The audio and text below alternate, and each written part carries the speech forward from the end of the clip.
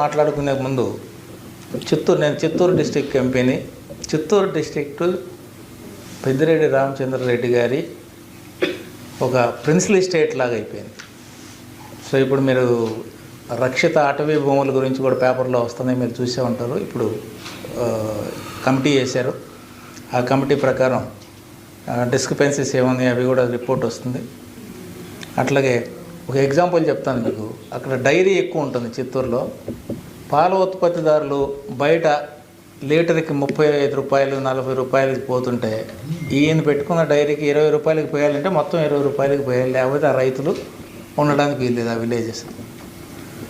అలాగే granite processing యూనిట్లు అక్కడ మొత్తం 120 ఉంటే మన పెద్దిరెడ్డి గారు చెప్పిన రేటు పెట్టిన రేటుకి భరించలేక చెక్ యూనిట్లు అయిపోయి మొత్తం ఇప్పుడు 40 అయిందా ఉన్నాయి అక్కడ మొత్తం క్లోజ్.